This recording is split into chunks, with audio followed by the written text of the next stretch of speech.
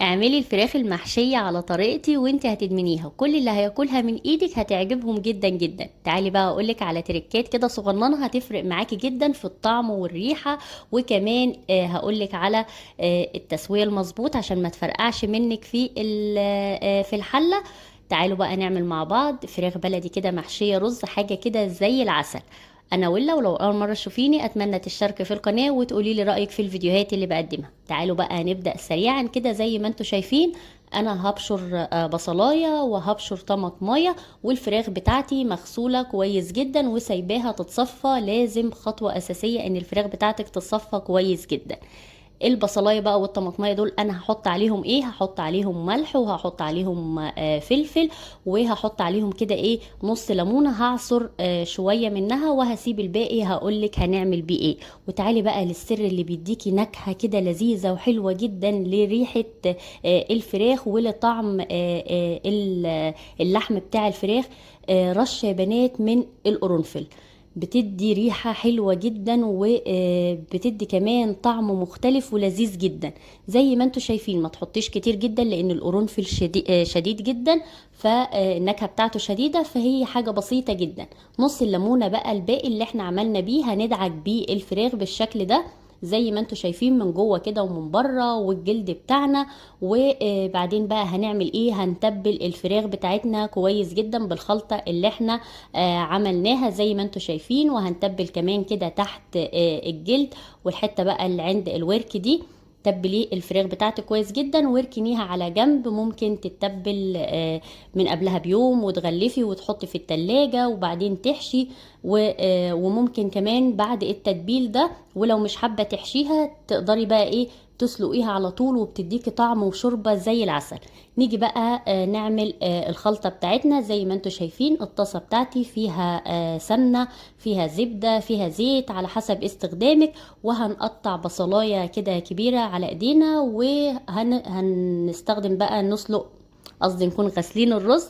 وبعد ما شوحنا البصل مع رشة فلفل كده ورشة جوز الطيب هنروح نحط الرز بتاعنا ونقلب فيه كويس جدا لحد ما يسخن معاكي ويعمل ايه يتشوح شوية معاكي. زي ما انتوا شايفين بقى يا بنات انا كنت حاطه سمنه قليله شويه، فرحت حطيت حته سمنه كمان وقطعت فص توم واحد. فص التوم ده بيدي نكهه زي العسل للرز بتاعك، وبتكون كده هو فص توم واحد بس وفي حته الزيت كده اهو او في حته السمنه اللي انت مستخدماها، وتشوحيه بقى مع الخلطه بتاعتك. وبعدين بقى ايه تزودي الزواده بتاعه الرز عادي خالص زي ما انتوا شايفين.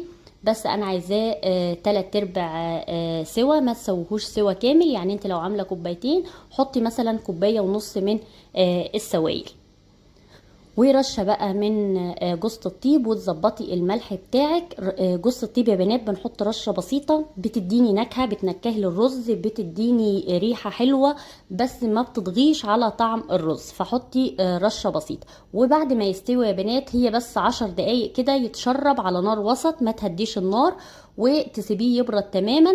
واول بقى التركه اللي بقولك عليها ان انت ممكن بعد ما ينزل كده من على النار وتسيبيه وهو بيهدى تروحي تحطي عليه معلقه بقى كبيره من السمنه البلدي وتقلبي الرز مع السمنه البلدي. زي ما انتوا شايفين كده اهو يا بنات سبت الحشوه بتاعتي تبرد، وبعدين بقى جبت الديوج بتاعتي وهحشي بقى الديوج بتاعتي وهحشي الحصله بتاعت الفرخه بتاعتي. انا مش بعرف احشي من قدام، انت لو بتعرفي تحشي كده من عند الزور فتمام براحتك مفيش مشكله. انا بحط كده اهو زي ما انتوا شايفين في بطن الفرخه وبصبعي كده وبضغط على الرز فبيطلع طبعا من الفتحه بتاعه الزور لحد الرقبه بتاعه الفرخه بتاعتك. انما لو بتعرفي تحشي من قدام زي كده براحتك انتي، ما انا صراحه مش بعرف. زي ما انتوا شايفين يا بنات علشان بقى ما يفرقعش منك في الحله ما بتمليش الحصله للاخر، بنسيبها كده فيها يعني مسافة، الرز ما بيكونش مكبوس. وبعدين بقى بنملأ البطن بتاعتنا، ما بتضغطيش على الرز بتاعك بس ايه بتحطيه كده جوه البطن بتاعت الفرخة علشان يفضل مفلفل معاكي. انما لو ضغطتي بقى ومليتي البطن هيطلع مكبوس معاكي والرز هيطلع مثلا ني. نيجي بقى للناس اللي بتحب تحشي تحت الجلد بتاع الفراخ. عايزة اقولك عشان ما يفرقعش معاكي، هي معلقة رز واحدة بس، معلقة رز واحدة بس، وتحطيها كده اهو بين الجلد وبين اللحم زي ما انتوا شايفين، وتكون متسوية كده بالبتاع، ما تحشيش جامد ولا تكبسي عشان الفرخة تطلع مليانة وتطلع كبيرة. ومسافة ما تتحط جوه النار مفيش ربع ساعة وهتلاقيها فتحت معاكي. انما هي معلقة رز واحدة بس، بنداري بس الفراغ بتاع الجلد، وبنساوي كده الشكل، بنخليه شكل مهندم كده ولذيذ. وعند التسوية بقى الرز ده هينفش معاكي وهيديكي بقى الشكل المطلوب اللي انتي عايزاه. وحتى لو فتحت منك في التسوية الرز مش بيطلع خالص، لانك انتي اصلا مش حاطة رز كتير. شايفين يا بنات الشكل؟ وبتسويه كده اهو بيكون ايه، متساوي كده مع الصدر بتاع الفرخة، ما بيكونش عالي، الرز ما بيكونش عالي عن صدر الفرخة. بس بقى وبعدين هنقفل بقى من تحت. انا مش من انصار ان انا اقطع الكبد والقوانص لان هم اصلا مفيش، انما انت لو عايزه تقطعي كبد وقوانص مع الرز، فانت اصلا تكوني جايبه كبد وقوانص بتاعه فراخ وتشوحيها مع الرز، انما يا دوبك بس كبده وقنصه مش هتديك الغرض المطلوب في الحشوه يعني. بس بقى حطيت الكبده والقنصه من تحت وقفلت الديك زي ما انتوا شايفين كده اهو. وزي ما بقولك بضغط على الرقبه بوريكي ان هي مش مكبوسه رز. التسويه بقى الميه بتاعتي تكون بتغلي وفيها المنكهات بتاعتك، ابسط الامور، بصلايه، ورق لوري، حبهان، ونص ليمونه، والملح والفلفل بتاعك. وبعدين بقى تحطي الفراخ بتاعتك تستوي، عشان بقى ما تفرقعش منك يا بنات. تستوي على نار هاديه، تغلي كده هادي، ما تبقاش بتغلي كده وبتفور والميه كده بتقلب في الفراخ، ده كده الفراخ وش كده هتفرقع منك. انما اول ما الميه تغلي تروحي تهدي النار وتخليها تغلي كده على الهادي، وتروحي بقى تغطي الحله بتاعتك وتوربيها بالشكل ده. ما تكتميش البخار وما تكتميش غطا الحله او الصينيه اللي انت هتغطي بيها، علشان برضو الفراخ ما تفرقعش منك عند التسويه.